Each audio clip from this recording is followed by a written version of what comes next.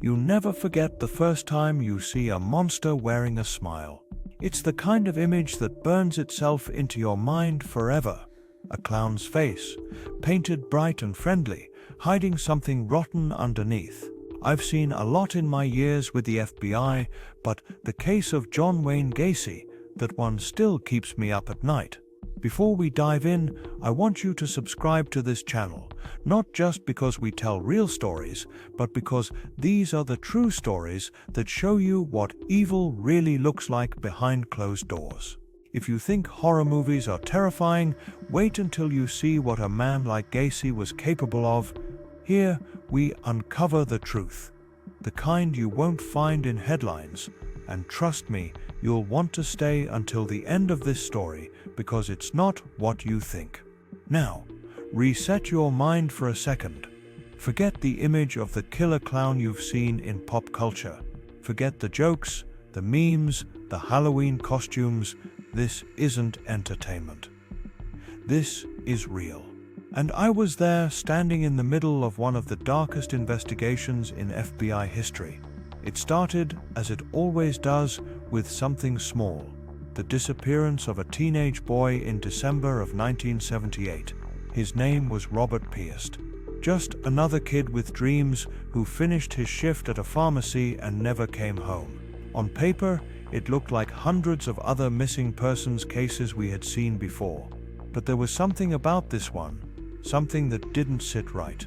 The moment we began to dig, all paths led to one man, John Wayne Gacy. A local businessman, a community volunteer, a man who dressed up as Pogo the Clown to entertain children at parties and charity events. Everyone in his neighborhood loved him. Everyone said he was normal.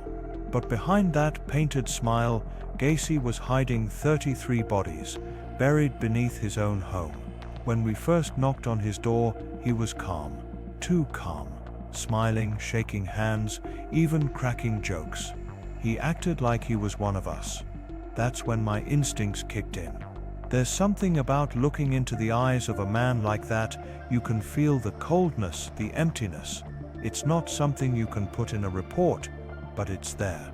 And that's when I realized we weren't dealing with just another suspect.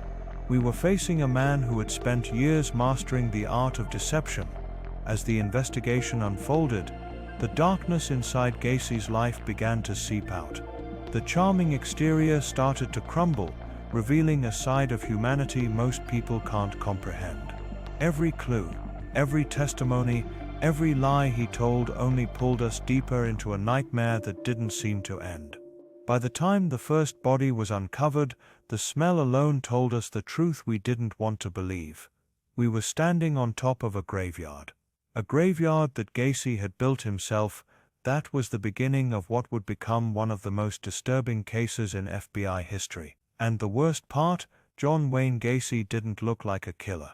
He looked like the man next door. It was December 11th, 1978. A cold, gray evening in Des Plaines, Illinois.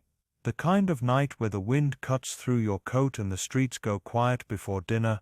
That's when the call came in. A teenage boy named Robert Pierce, just 15 years old, had gone missing after his shift at the local pharmacy. At first, no one thought much of it. Teenagers ran away all the time. Maybe he'd gotten into a fight with his parents, maybe he was out with friends, but within hours, it became clear. This was different. Robert wasn't the type to disappear. He was responsible, close to his family, with plans for his future. His mother was waiting for him in the car that night, parked outside the pharmacy. He had gone back in to speak with a contractor, a man who'd promised him a better-paying job. That man's name was John Wayne Gacy. When we first heard Gacy's name, it barely registered. He wasn't a suspect then, just another citizen who happened to be in the wrong place at the wrong time. He was well known in the community, even respected. He owned a construction company, volunteered for local charities, and was known for dressing up as Pogo the Clown to entertain sick children. On paper, he was the last person anyone would suspect. But as we soon learned, appearances can be deadly deceptive. The investigation began with simple questions. Where was Robert last seen? Who saw him? What did Gacy say? He told police he never met the boy, said he didn't even know who Robert was. But something in his story didn't add up. His timeline didn't make sense. He couldn't remember simple details, and there was something else, something instinctual. Every investigator in that room felt it. The way he smiled too easily. The way he spoke, calm and rehearsed. It wasn't nerves. It was control. As we dug deeper, we started to see cracks in his perfect facade. Gacy's record revealed a disturbing past. A conviction for sexually assaulting a teenage boy in Iowa years earlier. He had served time but managed to rebuild his life, moving to Chicago and burying his dark side under layers of charm and community service. To his neighbors, he was the friendly clown. To us, he was starting to look like a predator hiding in plain sight. The case escalated quickly. We began surveillance, watching his every move. Gacy knew it too. He'd wave to our agents in the unmarked cars, offering coffee, acting as if it were a game. There was arrogance in him. The kind only a man convinced he was untouchable could have. He knew how to manipulate people, how to make you doubt your instincts, but that night, as snow began to fall outside, we knew deep down. Robert wasn't coming home. I remember the feeling in my gut as I left the station that evening. It wasn't fear.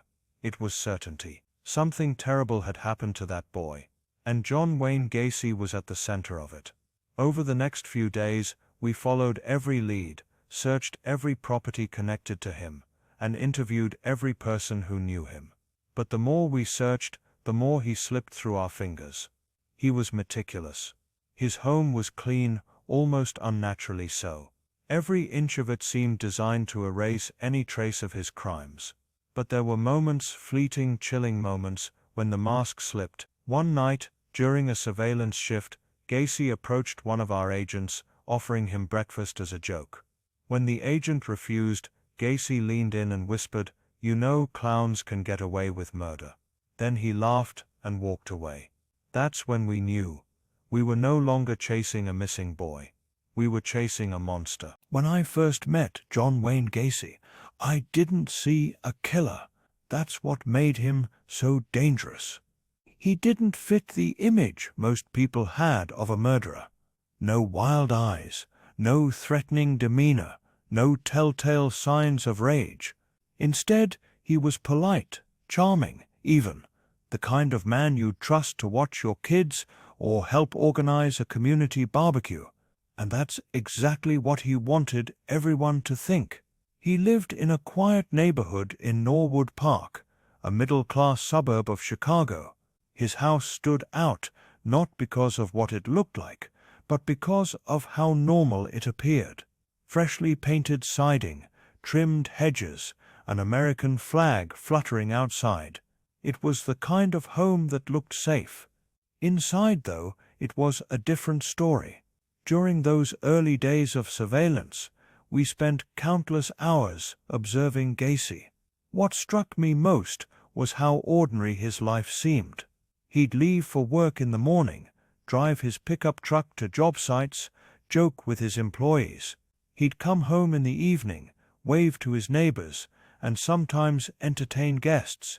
And then there was his other life. His alter ego, Pogo the Clown. He'd perform at hospitals, birthday parties, even charity events. People loved him. There were photos of him smiling, surrounded by laughing children. To the public, he was a man who gave back to the community. But we in law enforcement know that monsters often hide behind masks of kindness. The unsettling part wasn't that he played a clown, it was that he chose that role. The makeup wasn't just for entertainment, it was camouflage. We interviewed people who had known him for years. His neighbors described him as helpful, always willing to lend a hand. Some even said he was too nice. But others, especially his employees, hinted at something darker. They spoke about his temper, his controlling nature, and the way he sometimes took young men under his wing, only for them to disappear later. Most dismissed it as gossip, But when those stories started aligning with our growing list of missing persons, the puzzle pieces began to form a horrifying image. I remember walking through his house for the first time. Even without a warrant to dig deeper, something about it felt wrong. There was a smell, faint but unsettling, mixed with the odor of damp concrete. Gacy brushed it off, saying it was just a plumbing issue. We noted it and moved on, but the feeling lingered. It was as if the walls themselves were holding a secret. He talked a lot. That was Gacy's way of maintaining control. He'd invite the officers in for coffee, try to charm his way through conversations, always pretending to be cooperative. But I could tell he was enjoying it. The cat-and-mouse game. He thought he was smarter than us. Every word he spoke felt like bait, and every laugh seemed rehearsed. It was the arrogance of a man who believed his mask would never slip. The deeper we looked, the more contradictions we found. His company's payroll listed employees who didn't exist. His yard had been recently dug up and filled again, supposedly for drainage work. There were gaps in his timeline. Unexplained hours, unaccounted nights. Every clue we found pointed to something festering beneath the surface. And every time we got close, Gacy would find a way to distract, to manipulate, to control the narrative. I started to understand that Gacy's greatest weapon wasn't his strength or cunning. It was his ability to blend in. He was the embodiment of evil disguised as familiarity. That's what terrified me most. He didn't stalk dark alleys or lure victims from shadows. He smiled, shook hands, and fooled an entire community while burying his secrets just beneath their feet. It was at that point in the investigation that I realized something chilling. The scariest monsters aren't the ones we see coming. They're the ones who make us feel safe first. By late December 1978, the calm mask that John Wayne Gacy wore so proudly began to slip. His confidence, once unshakable, started to fracture under the pressure of constant FBI surveillance. We were closing in, and he knew it. The man who used to smile at us from his porch now avoided eye contact. His jokes grew darker, his temper shorter, the cracks were starting to show. We had been following him for days, taking shifts to make sure Gacy never left our sight. He tried to play the part of an innocent man being harassed by law enforcement, complaining loudly to neighbors, calling us bullies, even inviting friends over for sympathy. But the act was wearing thin. We had enough circumstantial evidence to keep the heat on him, but not enough to make an arrest. It was a psychological war, and Gacy was beginning to lose control. One night, I followed him as he drove through Chicago aimlessly, stopping at bars, eating fast food, driving again. He was restless, paranoid. When he finally returned home, he sat in his car for nearly an hour before going inside. That was the moment I realized guilt was creeping in. He wasn't afraid of being caught, not yet. He was afraid of what he might do next. At the same time, the investigation was gaining momentum. We obtained a search warrant for his house, but it was limited. We couldn't start digging, not without stronger evidence. What we could do was look for anything that connected him directly to Robert Pelst. When we entered the house, I immediately noticed the smell again. It was faint, like rotting earth. Gacy laughed it off, saying his pipes had been giving him trouble. The smell, he said, came from a moist crawl space. He said it with a grin that didn't reach his eyes. Inside his home, everything seemed ordinary at first glance, but the details told a different story. There were strange patches of freshly poured concrete in the crawl space. We found jewelry, driver's licenses, and items that clearly didn't belong to Gacy. There was a class ring with initials engraved, later identified as belonging to one of the missing boys. Each new discovery was like a puzzle piece fitting into place, and the picture that was forming was horrifying. But still, the evidence wasn't enough for a full arrest. Gacy played his role perfectly, claiming that the items must have been left by former employees. He knew how to dance around the truth, just enough to keep us from making a move. He'd been doing it for years. The tension among the team was unbearable. We all knew what was happening, even if we couldn't yet prove it. Every night, we'd go home, haunted by the same thought: how many boys had he killed while pretending to be a clown? How many families were still waiting for answers? It was during this time that Gacy started unraveling completely. He began drinking heavily, calling his friends at odd hours, confessing little fragments of guilt, not enough to incriminate himself, but enough to make them worry. He told one acquaintance, "I've done things I can't talk about." Another he told, "There are bodies under my house." They thought he was joking, but we knew better. That was when we decided to get a second warrant, one that would allow us to dig. We didn't know what we'd find under that house, but every instinct told me it wouldn't be good. As I stood outside Gacy's home, that cold December night, watching the frost settle on the grass, I couldn't shake the feeling that we were about to open a door that could never be closed again. December 21st, 1978. That was the day we finally went back into John Wayne Gacy's house, this time with full authorization to search beneath it. I remember standing outside as the warrant was signed, the winter wind cutting through the air. Gacy wasn't there. He had been detained for questioning again, and for the first time, the house felt like what it truly was, a tomb disguised as a home. As soon as we entered, that smell hit us again. It was stronger now, undeniable. It clung to everything: the walls, the air, our clothes. No more excuses about plumbing or moisture. We knew exactly what it was.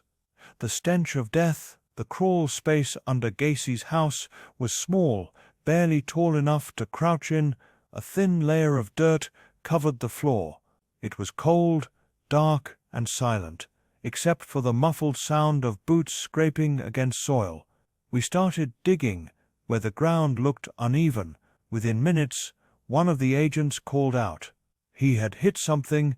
At first, we thought it was debris, maybe animal remains. But then came the smell, thick and sickly, followed by the sight that still burns in my memory: a human bone, yellowed and fragile, protruding from the earth. The room went completely still. No one spoke. Every sound, the rustle of dirt, the breathing, stopped, because in that moment we knew we had found the first victim. Word spread quickly. More agents arrived. Floodlights were brought in. We worked for hours, careful, methodical, horrified. Each scoop of dirt revealed more bones, more bodies, more lives stolen. It was chaos mixed with disbelief, like a nightmare we couldn't wake from. We found body after body, some stacked, some wrapped in plastic, others barely recognizable. The deeper we dug, the worse it got. The walls of the crawl space seemed to close in on us.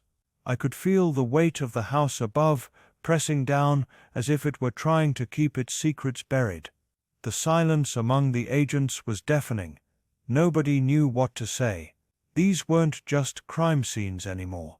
They were the graves of boys who had once trusted a smiling man in clown makeup. By the end of that first day, we had uncovered several bodies. Each one represented another family that would finally get answers, and another piece of our humanity lost in the process. I remember stepping outside after hours underground. The night air hit me like a wave, but it didn't wash anything away. The smell, the images, the horror, it stayed. Gacy, meanwhile, maintained his calm arrogance. When confronted, he acted indifferent, almost relieved. That's when he said it. Coldly emotionless. "They're all under the house. I've heard confessions before. I've seen murderers break down in tears or rage. But Gacy was different. There was no remorse, just calculation, as if admitting it was merely another part of the act. He even joked about it later, calling the victims his boys, saying they belonged to him now. Over the next days, the excavation continued. The count rose, 1, 5, 10, 20, until eventually 33 victims were confirmed. Most of them young men. Many had been missing for years. Each discovery brought both relief and pain. Relief that we were giving names back to the lost. Pain because every new body meant another innocent soul had suffered unimaginable terror before being discarded like trash. When I look back at that moment, standing in that crawl space, surrounded by dirt and death, I realize that evil doesn't always come with warning signs. Sometimes it hides beneath floorboards. Sometimes it smiles and waves from the porch, and sometimes it paints its face to make you laugh. Before taking your life. That day under that house, we didn't just find the victims of a killer, we found proof that evil can live right next door. After days of digging, the evidence was undeniable. The crawl space beneath John Wayne Gacy's home had become a map of horror, each shallow grave telling its own silent story. But despite the mountain of proof, Gacy still tried to control the narrative, even as the walls of his carefully constructed life closed in. We brought him in for interrogation again. This time the tone had changed. He looked exhausted, pale, distracted, but still carried that unnerving sense of arrogance. It wasn't fear in his eyes, it was calculation. He knew the game was over, but he wanted to end it on his terms. He started talking without much resistance, almost as if he wanted to brag. At first, he denied everything. Then, slowly, almost casually, he began to confess. There was no trembling voice, no tears, no regret. Just cold, detached statements. "Yes, I killed them," he said at one point, "but they were all willing." He claimed the young men he lured in had agreed to everything. The handcuffs, the games, the trust, that was Gacy's final cruelty, even in confession. He tried to blame the victims. He spoke about the murders as if he were describing chores, ordinary, repetitive, emotionless. He remembered exact details, like which ones he buried where, which ones he ran out of space for and had to throw into the river. The casual precision in his words made my stomach turn. When asked how many he killed, he paused for a moment, smirked, and said, 30-something. I lost count. We recorded everything. Each word he spoke felt like a knife twisting deeper, but the most disturbing part wasn't what he said. It was how he said it. There was no humanity left in him. He talked about murder like someone recalling the steps of a job he once did. Then came the part I'll never forget. He described the first time, how he didn't mean to, how it just happened. He said he panicked, buried the body, and told himself it would be the last. But it wasn't. He spoke of the next one, and the next, each death becoming easier, more mechanical. The remorse he claimed to have felt disappeared somewhere along the way. In his mind, he wasn't a monster, he was a man who had lost control. But we knew better. There was no loss of control. Gacy had full control, and that's what made him so terrifying. Every act, every murder, every deception, all of it was planned. He even joked that Pogo the Clown never killed anyone, as if separating the two personas would somehow absolve him. When the interview ended, I stepped outside to breathe. It was late, the city quiet under the weight of what we had just heard. Inside that room sat a man who had destroyed dozens of lives, and yet, if you walked past him on the street, you'd never suspect it. As agents, we train ourselves to face monsters, but Gacy wasn't a monster in appearance. He was an illusion of kindness, a reflection of trust gone wrong, and as his confession echoed in my mind, I couldn't help but think evil doesn't always shout. Sometimes, it smiles and talks like an old friend. The confession had shattered any illusion of innocence. Now, it was time for the world to see what we had uncovered. The horrifying reality of John Wayne Gacy, the man who had terrorized Chicago's youth for nearly a decade while hiding behind a painted smile. The trial that followed wasn't just about justice. It was about confronting the darkest parts of human nature. I still remember walking into that courtroom for the first time. The atmosphere was thick with tension. Reporters crowding every inch of space, families of victims clutching photographs, jurors already pale from what they'd heard. The smell of old wood and stale coffee filled the air, but beneath it all was something electric. The weight of 33 lost lives demanding answers. Gacy entered wearing a suit, not handcuffs. He smiled. That same smug grin that had fooled so many. He looked more like a businessman than a killer. That was his final performance. The last mask he'd ever wear. But this time, the stage belonged to us. The prosecution presented everything, the photos, the evidence, the testimonies. Every word we heard in that room felt like reliving the nightmare. Families broke down as the details were read aloud. The ages of the boys, how they were lured, what he did to them. It was impossible not to feel anger, sorrow, and disbelief all at once. But Gacy's defense took a different approach. They argued insanity, claimed he had multiple personalities, that Pogo the Clown and John Gacy were separate people, that one killed while the other didn't know. It was an attempt to humanize the inhuman, but those of us who'd looked into his eyes during questioning, who had heard him talk about murder like it was a hobby, knew better.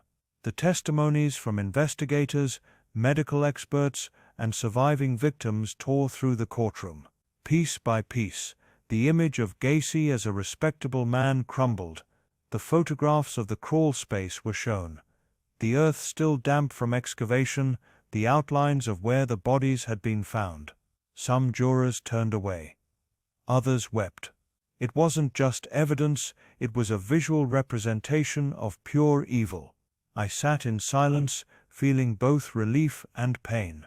Relief that justice was being served, but pain because no verdict could ever undo what he had done. The families would never see their sons again. Their lives would always carry that emptiness. Then came Gacy's moment on the stand. He spoke with confidence, joking at times, mocking others. He said things like, "I'm not the monster you think I am, and a clown can get away with murder." Everyone laughs. That last line sent chills through me. It was proof that he wasn't insane. He was fully aware, fully in control, and fully proud of what he'd done. When the verdict came, the silence in the room was almost sacred. The foreman stood and said the words we had been waiting to hear, guilty on all counts. 33 murders. The death penalty. The families cried, hugged, and some even thanked us through tears. But as I looked at Gacy one last time, sitting motionless, eyes cold and unbothered, I realized something chilling. He didn't fear death. He had already made peace with it. That day wasn't just the end of an investigation, it was the end of innocence for an entire city. A reminder that evil can live next door, shake your hand, and make you laugh before stealing everything you hold dear. When the trial ended and the cameras disappeared, the world moved on. But for those of us who had been part of the John Wayne Gacy investigation, there was no moving on. Not really. The headlines faded, the public's fascination shifted to new stories, but the memories stayed with us like ghosts that refused to leave. You see, the hardest part of working a case like this isn't the chase. It isn't even the horror of what you find. It's the silence that follows once justice is done, the empty space left behind after the noise of evil fades. That's when the weight of it all finally settles in. After Gacy's conviction, I spent weeks going through the evidence again, helping organize files for the archives. Every photograph, every report, every name was a reminder of how fragile life really is. We had solved one of the most horrifying cases in American history, but there was no sense of victory. Only exhaustion. The crawl space under his house was sealed, the remains buried with dignity, but even after we had done everything we could, some victims still couldn't be identified. That part haunts me the most.